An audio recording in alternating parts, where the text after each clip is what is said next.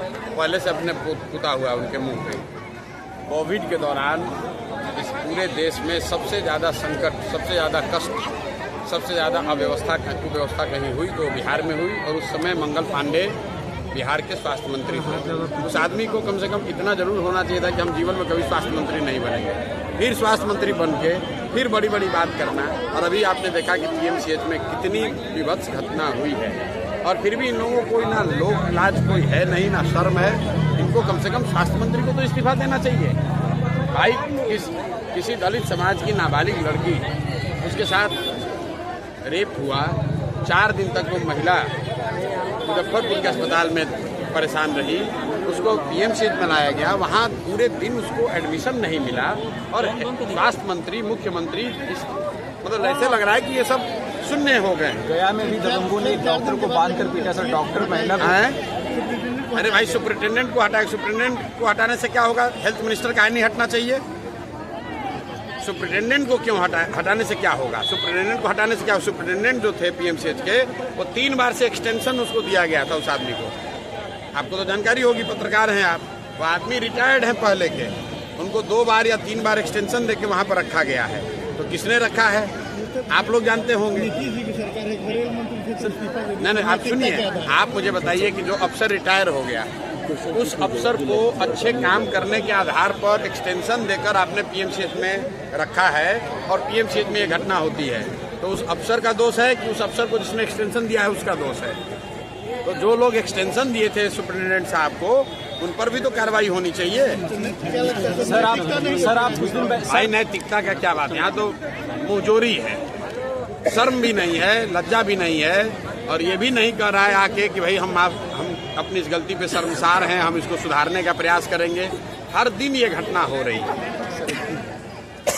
इन लोगों को तो कोई शर्म भी नहीं है। इस्तीफा की बात तो छोड़ दीजिए, कम से कम कैमरे पर आकर ये कहना कि भाई ये गलत हुआ, मैं जांच कर रहा हूं, या कार्रवाई करूंगा, या मैं शर्मिंदा हूं, इतना भी जो व्यक्ति नहीं कह रहा है, ये भाजपाई सब। और उसके बाद भी मतलब मुंहजोरी वाली बात है। आप बिहार बदलाव यात्रा के दौरान गोपालगंज गए, आप बताइए कि मुख्यमंत्री, आप लोग रोज सवाल पूछ रहे हैं कि लॉ एंड ऑर्डर की स्थिति बिहार में खराब होती जा रही है। पिछले 15 दिन, 1 महीना, 2 महीना में मुख्यमंत्री ने क्या कोई लॉ एंड ऑर्डर को, विधि व्यवस्था के लिए कोई बैठक बुलाया, कोई समीक्षा की, कोई स्टेटमेंट जारी किया? कुछ नहीं किया, क्योंकि ये आदमी शारीरिक और मानसिक तौर पर ये आदमी अब मुख्यमंत्री बनने के लायक नहीं है। मानसिक तौर पर जो व्यक्ति मंच पर प्रधानमंत्री का नाम भूल जा रहा है, उसको बिहार की समस्या का क्या जानकारी होगा?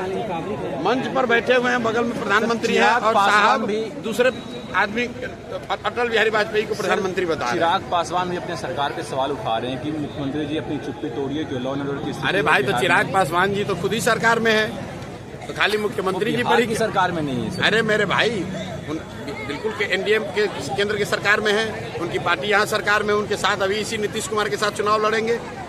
क्या बात करते हैं चिराग जी? खाली नीतीश कुमार से ही क्यों सवाल पूछा जाए? भाजपाइयों से भी तो पूछा जाए। नीतीश कुमार को इस कुर्सी पर कौन बैठाया है? नीतीश कुमार का तो 42 विधायक है। नीतीश कुमार को मुख्यमंत्री के कुर्सी पर भाजपाइयों ने बैठाया है।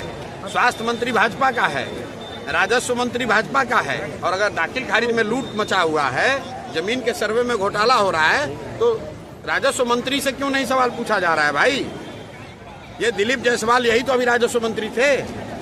अरे पूरा लूट इसी आदमी ने तो मचवाया है। सर गोपाल, फिर अभी कहेंगे तो कहेगा कि इन पर कानूनी नोटिस भेजेंगे। भेजो नोटिस। सर, गोपालगंज में यात्रा के दौरान एक महिला ने आपसे शिकायत की, गुहार लगाई कि उनका एक बच्चा खो गया है, जिसके बाद खबर ये है कि वो बच्चा मिल गया है। हाँ, मैं जब गोपालगंज गया था से 3 दिन पहले, जिस दिन मेरी तबीयत खराब हुई, उस दिन सभा में एक महिला मिली थी, 2 महिलाएं मिली थी। उन्होंने कहा था कि उनका बच्चा गुम हो गया है, लेकिन हम लोग की पहल तो मैं नहीं कहूँगा, लेकिन हम प्रशासन से बात करने के बाद पता चला है कल वो बच्चा 12 साल का बच्चा है, मुजफ्फरपुर में मिल गया। इस बात की खुशी है, उस परिवार का बच्चा मिल गया। ये दिखाता है कि छोटी सी पहल भी लोगों की जिंदगी में कितना बड़ा फर्क ला सकता है। हम लोग कोई एमएलए एमपी नहीं है, वो बच्चा इतने दिन से गुम है, कोई उसको पूछने वाला नहीं है।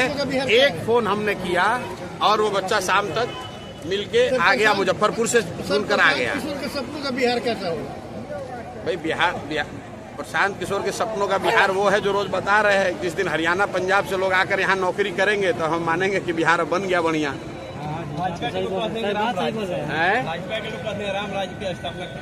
न ठीक ही है, जो भी राज्य, देखिए राम राज्य का मतलब क्या है?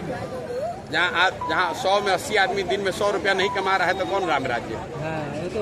बताइए। जहाँ आधे से ज्यादा परिवार के बच्चे जाकर बाहर मजदूरी कर रहे हैं गुजरात में, तो कैसा राम राज्य? तो गुजरात में होगा राम राज्य, बिहार में तो राम राज्य नहीं दिख रहा है। बिहार में बोल रहा है लोग सीता जी का मंदिर बनेगा। बिहार में सीता जी का मंदिर भैया यहाँ बिहार में हर गांव में मंदिर है। हम लोग यहाँ रोजगार हो जाए, बढ़िया सरकार हो जाए तो हम लोग सीता जी का, राम जी का जो मंदिर बना है अयोध्या में, उससे भी भव्य मंदिर हम लोग सीता जी का अपने दम पर बनवा लेंगे। उसके लिए भाजपा के लोगों की जरूरत नहीं है।